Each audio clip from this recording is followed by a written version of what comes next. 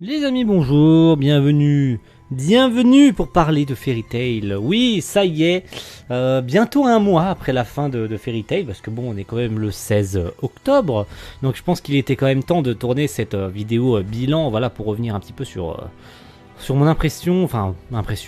On va faire quelque chose d'assez global, hein. Le but n'est pas non plus de démonter l'animé. C'est pour ça d'ailleurs que j'ai sorti une vidéo pour parler du studio Cloverworks. Avant ça, voilà, j'avais prévu de sortir une petite vidéo pour revenir un petit peu rapidement sur le studio qui a produit cette saison finale de Fairy Tail, donc qui est Cloverworks.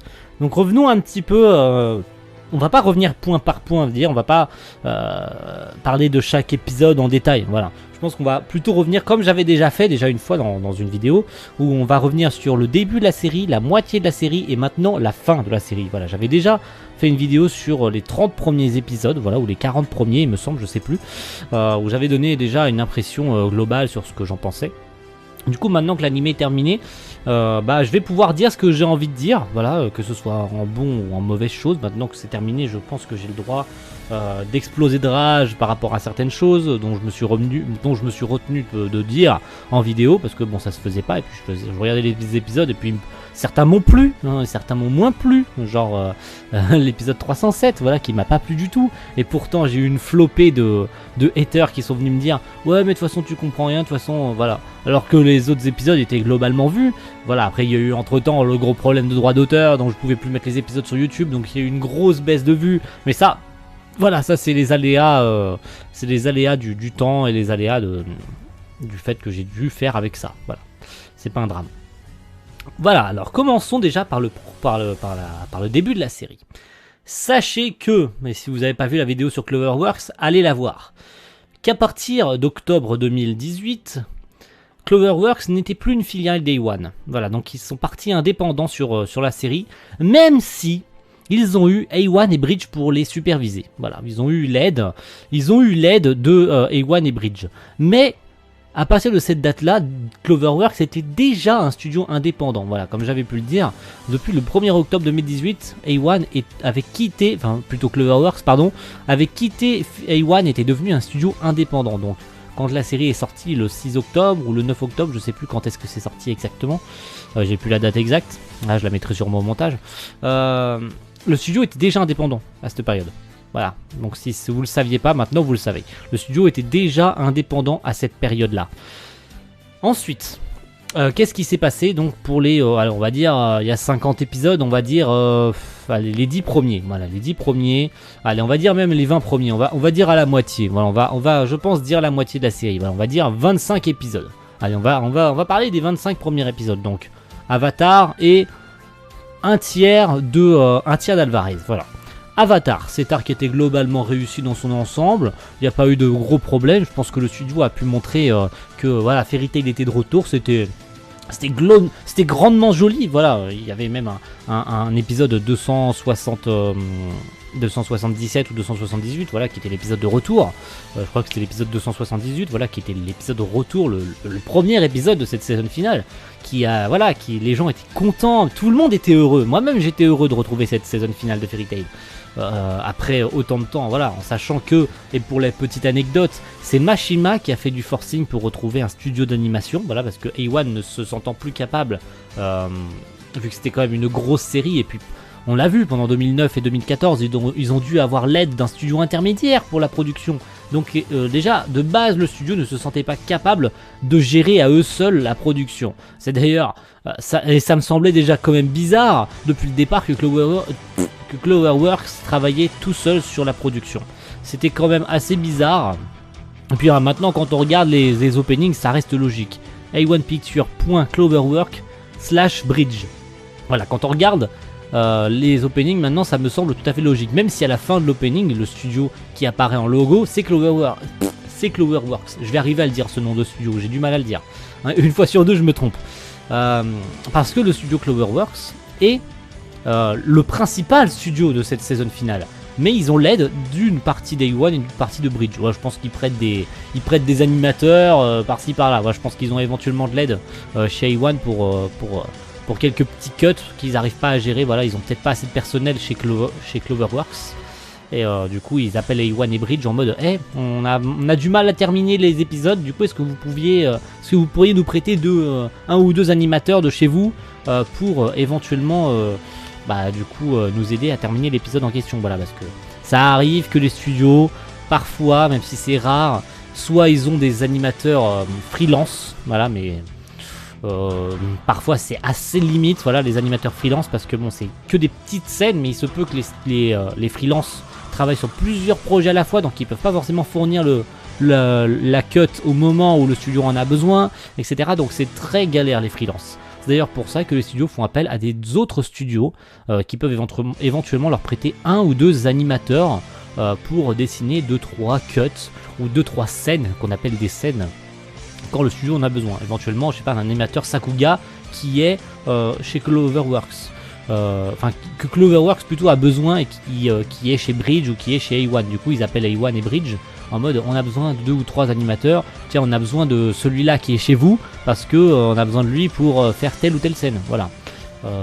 Même si, et j'y reviens plus précisément, voilà, cette saison finale en termes d'animation, c'est la pire. Je pense que c'est la pire. Pourquoi ? Parce que quand on regarde 2009 et 2014, pratiquement l'entièreté de la série est animée correctement. C'est vrai que c'était vraiment trop compliqué d'animer une armée ou de faire que des plans fixes sur la bataille. C'est franchement dommage. Alors qu'aujourd'hui, 90% des studios font de la CGI pour animer une armée. Cloverworks s'est juste contenté de faire des plans fixes. Alors effectivement, parfois c'est très très moche de faire des armées en 3D, de faire de la CGI, de préférer la CGI à de l'animation traditionnelle, parce que maintenant ça devient une mode. Plus précisément maintenant c'est la norme un peu dans la Japanimation, c'est de faire les animaux, les véhicules, et puis maintenant quand il y a une grosse masse de personnages à l'écran, on va privilégier la CGI à l'animation traditionnelle parce que ça fait gagner du temps et du budget au studio. Mais là c'est vrai que c'était vraiment dommage de juste privilégier des plans fixes plutôt que de simplement animer une armée en CGI, voilà. Et même les plans fixes sur les combats, voilà, c'est franchement dommage de juste avoir un plan fixe de Erza avec son épée qui tranche, plutôt que de voir vraiment Erza trancher le personnage. C'est vrai que c'était trop compliqué pour le studio de simplement animer Erza qui tranche un ennemi. Voilà, il fallait faire tout un background de plan fixe où on voit Erza sur son cheval en plan fixe comme ça avec son épée en l'air. C'est vraiment, vraiment, vraiment dommage d'avoir gâché un tel potentiel. Voilà, ça c'était le gros, et c'est le gros point noir de cette saison finale. Même s'il y a eu, allez, grand maximum, on va pas transgiverser pendant 3 ans. Et on va se l'avouer tout de suite. Voilà, vous comme moi, avouez-le, arrêtez d'être têtu, avouez-le. Il y a eu au grand maximum 5 épisodes qui ont été animés correctement. L'épisode final d'Acnologia, la mort de Makarov avec Natsu contre Grey en AND. Et Gajil contre l'autre là, j'ai oublié son nom. Voilà, sinon après le reste des épisodes, franchement, est-ce qu'il y a eu une réelle attention ? Non, franchement on va se le dire, c'est non. Voilà. Scénaristiquement, je ne sais pas qui était, je crois que celui qui était aux commandes du scénario, enfin plutôt le réal, ou plutôt le scénariste de la série, quand j'avais vu le staff, j'avais un petit peu regardé, il me semble, c'est à moi je me trompe d'animé, mais voilà, je regarderai au cas où, voilà, je vous mettrai éventuellement son nom si je le retrouve. Voilà, donc je parlerai pas du directeur artistique et de toute la production parce qu'ils sont pas forcément non plus tous fautifs de ce qui s'est passé. Eux ils font simplement leur boulot. Après c'est les animateurs, etc. C'est peut-être le manque de temps, le manque de budget, le manque de personnel au studio, parce que bon, on parle pas d'une grosse filiale comme A1 qui avait justement qui avait du coup des filiales comme A1 qui était à l'époque Koenji Studio. Ça leur appartenait directement, donc ils pouvaient justement balancer quelques animateurs, quelques cuts comme ça par-ci par-là en mode on n'arrive pas à tout gérer à nous tout seuls, donc on va répartir les tâches, on a une filiale, Koenji Studio, on va leur donner ça à faire. Donc on est tranquille, donc on peut se permettre de faire plusieurs séries à la fois. Maintenant que Koenji Studio, alias Cloverworks, est passé indépendant et que c'est maintenant un studio qui produit ses propres animés, ça devient compliqué, hein. Et même pour eux d'être devenus indépendants, c'est compliqué. Voilà. Même s'il y a eu des très bonnes choses, voilà, on a vu avec The Promised Neverland, qui est quand même une grosse réussite en soi. Et on a même eu Rascal Does Not Dream of Bunny Girl Senpai, qui d'ailleurs a eu un film. Voilà, c'est une grosse réussite, la série est d'une putain de qualité. C'est vraiment impressionnant. Et là, bizarrement, dans Bunny Girl Senpai, ils ont privilégié la foule en CGI. Pourquoi est-ce qu'ils n'ont pas fait ça dans Fairy Tail? C'est franchement dommage. Voilà, c'est tout ce que je peux dire. C'est franchement dommage d'avoir autant gâché, en sachant qu'en plus il y a eu A1 et Bridge qui ont bossé avec eux. C'est franchement dommage d'avoir gâché le potentiel d'une saison finale. Voilà, tu mets saison finale à côté de 2014 ou même ne serait-ce que 2009 qui a eu des combats juste epicness. En sachant qu'en plus A1 Picture a travaillé tout seul sur Dragon Cry. Et quand tu regardes la qualité de Dragon Cry, franchement, tu te poses des questions. Soyons honnêtes un petit peu. Oui, je suis salé, oui, je suis pas content. Mais il fallait que ça sorte un moment. Voilà, j'ai été très méchant, je pense que Geoff pourra vous le dire. Dès que l'épisode final s'est terminé, voilà, j'étais triste. Mais j'ai pas ressenti le poids que ça y est, c'est fini. Alors on avait tous été désemparés à la fin du manga parce qu'on s'est dit mais c'est vraiment une fin? Est-ce que c'est vraiment une fin? Voilà. Et j'ai pas ressenti ça, j'ai pas ressenti ce ressentiment parce que je connaissais déjà la fin, donc c'est aussi un problème.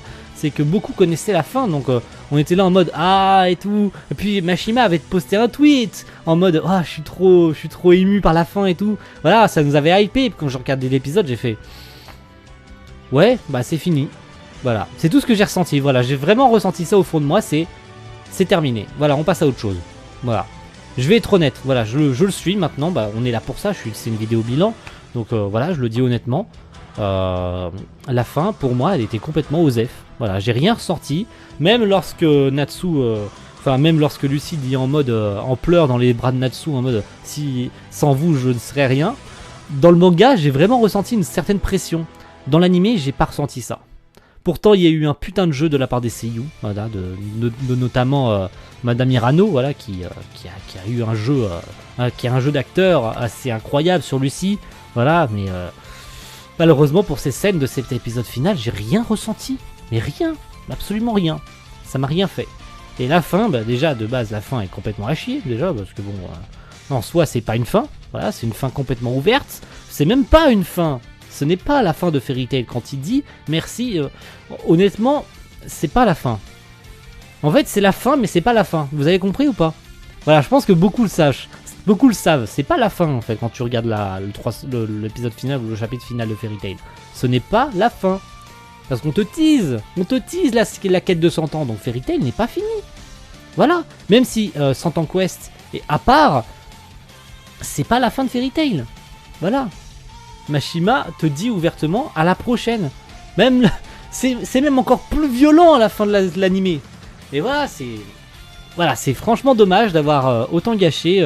Voilà, bon, je vais pas revenir sur tous les points, sur tous les personnages qui ont eu des backgrounds sous-développés, etc., etc. Je pense que les live reactions auront suffi à développer cette envergure de haine que j'ai envers la série. Mais il y a eu de bonnes choses, voilà. Soyons pas pessimistes à 100% non plus. Voilà, Fairy Tail c'est pas non plus. Voilà, beaucoup vont le reprocher. Pouvoir de l'amitié, voilà, je l'ai encore ressenti. Et puis voilà, scénaristiquement, qu'est-ce que cela aurait coûté de juste finir cet épisode final sur le chapitre 545? Pourquoi est-ce qu'ils se sont sentis obligés de finir avec le 544 qui au final n'aura eu aucun putain d'impact sur la mort d'Acnologia? Parce que encore, alors, déjà dans le manga, j'ai rien sorti pour la mort d'Acnologia, mais encore là, c'était encore plus osef que dans le manga. Voilà. C'était vraiment en mode, Acnologia est mort. Hop là, 2 ans plus tard. Ok, voilà. Non, mais vous m'avez compris. Voilà, on a battu Acnologia, mais j'ai rien ressenti lors de sa mort. C'était encore plus violent que dans le manga. C'est là en mode, ouais, en fait, tu as raison. Ce n'est pas bien d'être méchant. Soyons sérieux, c'est comme ça que ça s'est passé. C'est comme ça que ça s'est passé. Voilà, soyons sérieux. J'adore Fairy Tail. J'adore Fairy Tail parce que ça m'a fait ressentir des trucs. Voilà, je l'ai regardé quand j'étais plus jeune. Quand j'étais plus jeune, on dirait que je suis vieux. Voilà, quand j'étais... voilà, quand j'avais 10 ans, 9 ans, voilà, j'ai découvert Fairy Tail. Donc, Bon, tu me diras, c'est l'année où c'est sorti quand j'avais 9 ans, donc ouais, c'est logique. Euh, non, j'ai découvert bien plus tard, j'ai découvert ça peut-être en 2012, 2013. Mais voilà, ça m'a fait passer des bons moments, voilà, 2009, puis 2014 encore plus, avec les grands jeux, avec l'Arc des Dragons. Voilà, il y a eu plein de choses, il y a eu plein de choses négatives. Après, quand j'ai eu un esprit critique, voilà, j'ai remarqué les défauts que comportait Fairy Tail. Pas parce que les gens disaient que Fairy Tail c'était mauvais, qu'il y avait des défauts. Je l'avais remarqué de moi-même qu'il y avait des défauts dans Fairy Tail. Il y a plein de failles scénaristiques, etc. que Mashima n'a pas su trouver. Même si dans Eden Zero c'est corrigé ces écarts scénaristiques. Enfin, tout du moins j'espère. Parce qu'avec Eden Zero il refera pas les mêmes erreurs. Même si pour l'instant, très honnêtement, on est à 65 chapitres. 64 ou 65. Voilà, je pense qu'Eden Zero va dépasser largement Fairy Tail en termes de qualité scénaristique, en termes de dessin, en termes de tout. Voilà, Mashima est en train de nous balancer toute l'expérience qu'il a su incorporer pendant ces 15 années, ou plutôt ces 10 années de Fairy Tail. Parce que bon, voilà, c'est fou, voilà, c'est fou, tout simplement. On attend avec impatiemment la sortie du chapitre. Voilà, au moment où cette vidéo sortira, bon, le chapitre sera déjà sorti, donc la vidéo sera déjà tournée sur. Je pense que cette vidéo va sortir vendredi, donc j'espère que le chapitre sera traduit d'ici là. Voilà, ça fait une vidéo qui est quand même tournée vachement à l'avance, n'est-ce pas? Voilà. Donc voilà, j'ai transgiversé, je devais parler de la moitié de la série et l'autre moitié, mais bon, j'ai fait un truc global en mode la première moitié c'est bien, l'autre moitié c'est peut-être un peu moins bien, il y a eu des épisodes comme je l'ai dit, voilà, l'animation peut-être elle gâche un peu tout, scénaristiquement c'est très brouillon les épisodes, il y en a eu certains, c'était très propre, voilà, il y a eu quand même un certain effort sur certains épisodes, notamment la mort de Makarov, que j'ai vraiment failli chialer ma mère parce que tellement l'épisode était bien scénarisé. Il y a eu les musiques au bon moment, il y a eu les flashbacks pas trop longs, contrairement à l'épisode avec Grey et Jubia, où il y a eu 4 minutes de flashback complètement inutiles. Voilà, vous m'avez compris. Voilà, il y a eu des épisodes moins bien et des épisodes mieux que d'autres. Voilà. Et la bataille finale, il y a eu un gros effort sur la bataille finale avec Acnologia, notamment avec justement le rajout du background d'Acnologia qui a joué un petit peu en sa faveur. Même si ça n'a pas forcément servi à grand chose de développer ça, parce que on n'en apprend pas plus qu'avant, mais ça a permis pour les mécontents, pour les fans mécontents, d'en apprendre un peu plus sur Acnologia. Qu'en fin de compte, il était gentil, qu'il s'appelait un tel, qu'il s'est fait trahir par les dragons. Et pourquoi est-ce qu'il porte le nom d'Acnologia, que c'était le nom du dragon qui a détruit son village, etc., etc., etc. Voilà. Ça fait 17 minutes 20 que je parle. Voilà. Il est temps de se quitter là parce que bon, je sens que la flopée de haine va arriver. Là, je la sens déjà arriver. Je sens l'aura maléfique des haters et des gens mécontents dans les commentaires. Là, je les sens déjà en train de taper sur leur clavier en mode t'es un connard, tu critiques Fairy Tail c'est trop bien, Fairy Tail c'est un chef-d'œuvre. Ok, allez-y, faites-vous plaisir. L'espace commentaire est là pour ça. Moi, j'ai juste dit ce que je pensais, en bien ou en mal.